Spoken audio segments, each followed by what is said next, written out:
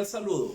Soy el profesor Jader y en esta oportunidad les voy a explicar sobre las reglas de la integración. Esto corresponde a la asignatura Cálculo 2, específicamente Cálculo Integral. Recuerden que una integral es una propiedad, una operación matemática que nos permite hacer muchas cosas. Entre las más conocidas está hallar el área bajo una curva. Esa es, digamos, como la aplicación más esencial del cálculo integral, hallar el área bajo la curva. Eso nos permite hallar una integral. Recuerden que una integral es la operación inversa a la derivada. La derivada es una razón de cambio. La integral es el área bajo la curva. Más específicamente, la derivada es la pendiente de la recta tangente a un gráfico en un punto determinado. Eso me da la derivada, la pendiente de la recta tangente. ¿Qué me da la integral? La integral me da el área bajo la curva. Entonces, antes de comenzar a trabajar algunas reglas de la integración, les recuerdo que la integral sirve para hallar el área bajo una curva. También más adelante la integral nos va a permitir calcular el volumen que hay dentro de un sólido. El volumen que hay dentro de un sólido de revolución. Es decir, se coge una curva y se pone a girar y esa curva encierra un volumen. Ese volumen se puede calcular mediante una integral. También la integral nos sirve para hallar la longitud de arco de una curva, es decir, conocer qué distancia recorre la curva y qué distancia hay entre un extremo y el otro. Para eso nos sirve la integral. Voy a comenzar a trabajar las reglas de la integración. La primera regla que vamos a trabajar es la integral de cero. ¿A qué es igual la integral de cero? La integral de cero es igual a una constante, donde la constante es un número real. Es decir, la integral de cero es un número. ¿Por qué es un número? Porque recuerde que la derivada es la operación contraria de la integral. Es decir, que si yo derivo un número me tiene que dar lo que está en el integrando. O sea, la derivada de cualquier número es cero. Como la derivada de cualquier número es cero, entonces la integral de cero es cualquier número.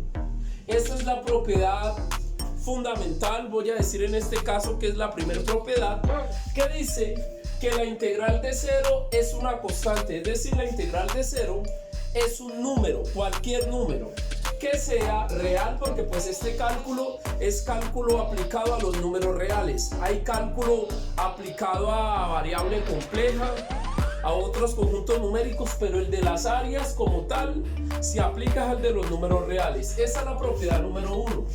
La propiedad número 2 dice que la integral de una constante por una función es igual a la constante multiplicado la integral de la función. Se me está olvidando algo fundamental en la integración y es lo siguiente. Voy a volverlo a repetir, porque siempre que integremos tenemos que colocar el diferencial de x. Siempre que integremos tenemos que poner el diferencial de x. De lo contrario no se puede calcular la integral, porque la integral es una operación matemática y las operaciones matemáticas llevan un orden. Entonces, si usted pone el símbolo integral, tiene que poner acá diferencial de x. De igual forma se cumple que la integral de cero es una constante, es decir, la integral de cero es cualquier número. La segunda propiedad dice que la integral de un número por una función es igual al número por la integral de la función. O sea, que si yo voy a calcular la integral de un número que está multiplicando esa función, es equivalente a que yo el número lo saque aparte y halle de manera independiente la integral. Entonces vamos a trabajar algunos ejemplos de esta propiedad. Por ejemplo, calcular la integral de 3 seno de x por dx. Entonces la propiedad me dice que si yo voy a integrar una función que está multiplicada por un número, yo primero saco el número y luego calculo la integral. Entonces yo saco el número y luego calculo la integral. Pero la integral de seno es coseno. Entonces esto me queda 3 coseno de x más una constante. Recuerde que usted siempre que calcula una integral, si la integral no es definida, usted debe poner una c que significa una constante. Siempre que se calcule una integral se debe poner una c. Porque recuerde que si yo derivo, me tiene que dar lo que está dentro del integrando. Se debe poner siempre esta c cuando se esté calculando una integral. Y este es un ejemplo de aplicación de esta propiedad. Ahora vamos a trabajar otro ejemplo. Supongamos el ejemplo número 2, que nos dice que debemos calcular la integral de pi por e elevado a la x por dx. Recordemos que e elevado a la x pues es una función, la función exponencial o la función de Euler, y pi es un número. Entonces tengo que sacar el número y luego calculo la integral. O sea que pi lo dejo por fuera, integral de e a la x por dx. Pero ¿a qué es igual la integral de e a la x por dx? La integral de e a la x es la misma e a la x. Entonces esto me queda pi por e a la x más una constante. Recuerde que siempre debemos poner una constante cuando estemos calculando una integral no definida. Antes de avanzar, les recuerdo que las integrales no definidas son aquellas que no tienen números en los extremos, no tienen límites de integración, también se le conoce, pero son definidas cuando tienen números acá y esos números más adelante van a cumplir una función importante. Pero entonces si no tienen números se llama integral no definida. Bueno, y ahí vemos dos ejemplos de aplicación de esta segunda propiedad, que me dice que la integral de un número por una función es igual al número por la integral de la función. ¿Listo? Ahora voy a mirar a trabajar la propiedad número 3. La propiedad número 3 nos habla de la integral de la suma de funciones.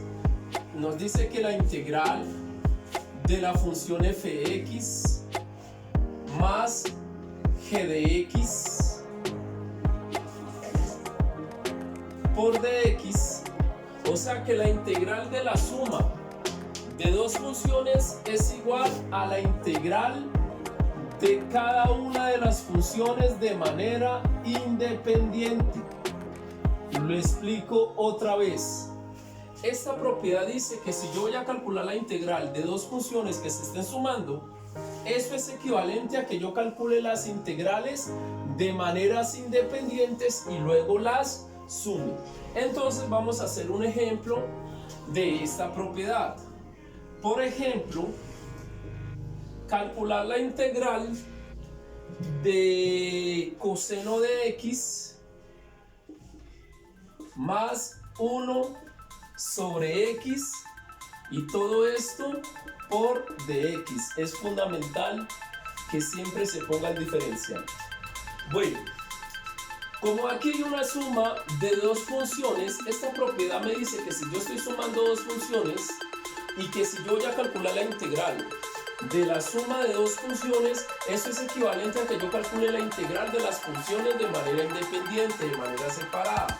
O sea que esto es igual a la integral de coseno de x por dx más la integral de 1 sobre x por dx. O sea que voy a calcular las integrales de manera independiente. Pero la integral de coseno de x ¿Cuál será? Recuerden que la derivada del seno es el coseno, entonces la integral del coseno es el seno.